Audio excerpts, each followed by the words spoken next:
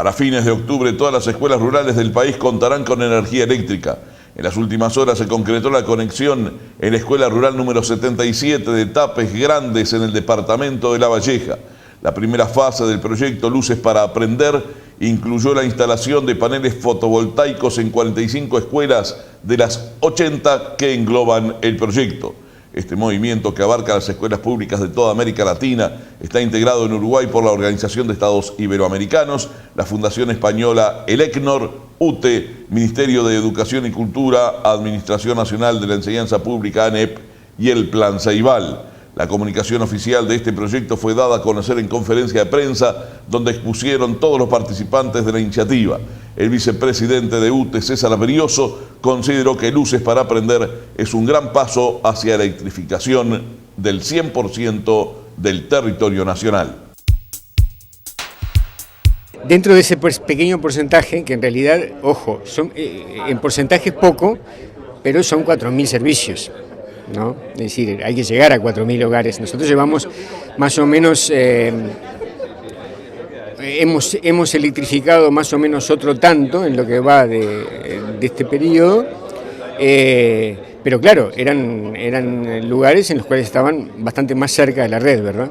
Entonces, cuanto más lejos están, más inversión hay que hacer y por lo tanto es más difícil llegar. En estos casos, sí. En este caso, dentro de esos 4.000 hay algo que es enormemente importante, que no podemos medir en porcentaje, que son las escuelas.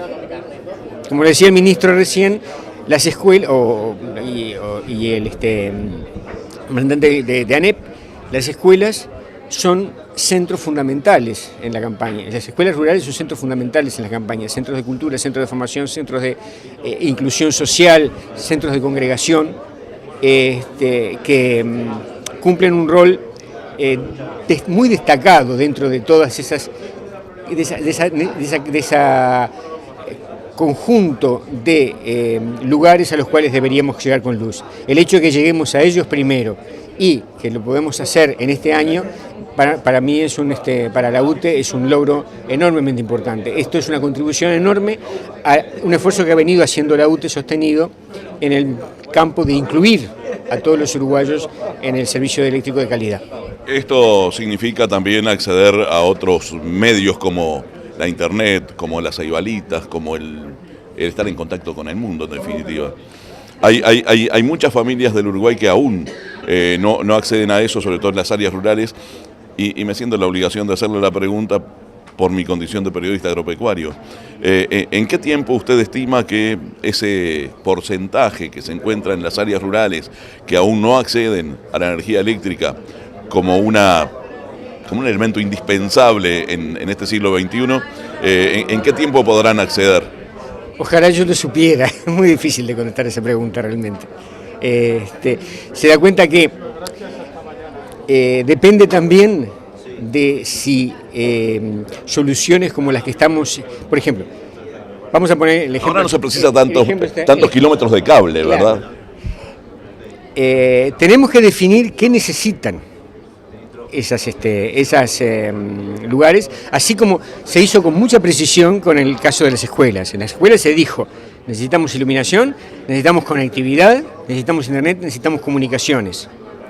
¿Por qué? Porque son las cosas que hoy, de repente, antes queríamos electrificar una bomba, ahora de repente no es tan necesario, pero sí es imprescindible, no es necesario, siempre es necesario, pero aparece el tema de las comunicaciones, el tema de la conexión con el mundo, ¿no? El tema de la informática, el tema de los medios para aprender, como que tienen, digamos, un componente tecnológico mucho mayor que estábamos acostumbrados antes, toman una preeminencia fundamental a la hora de decidir qué es lo que vamos a respaldar.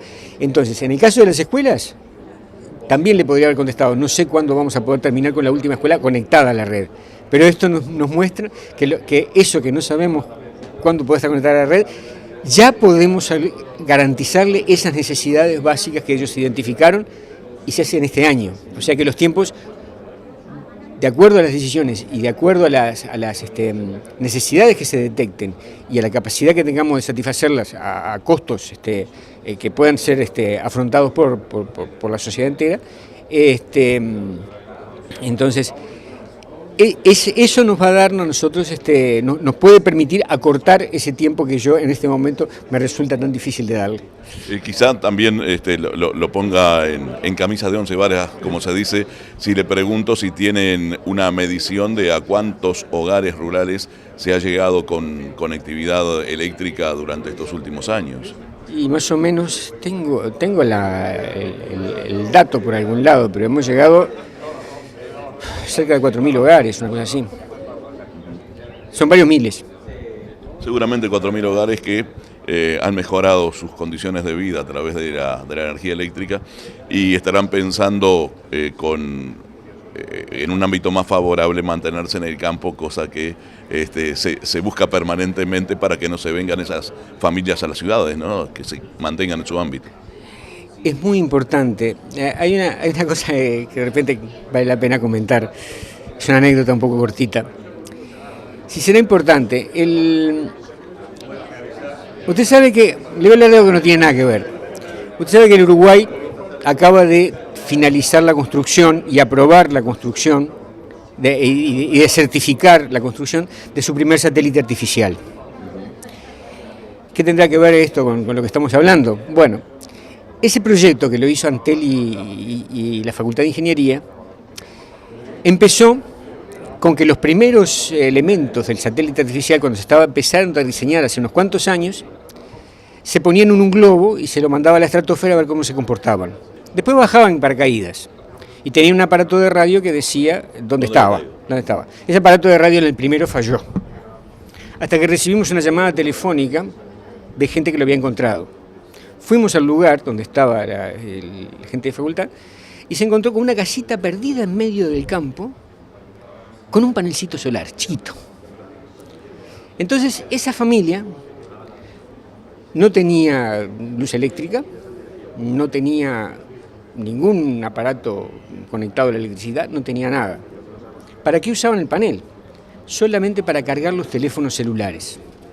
Eran fundamentales para su vida, porque los teléfonos celulares implicaban que a la señora la llamaban para trabajar, al señor lo llamaban para una changa por acá, al chiquilín se podía comunicar.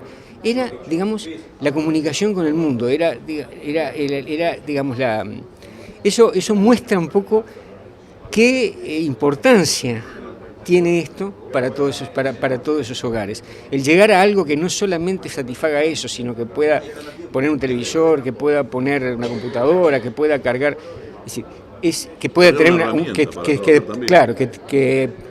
y ya empezamos a mandar un poco más de energía para eso, o que tenga una iluminación de mucho mejor calidad.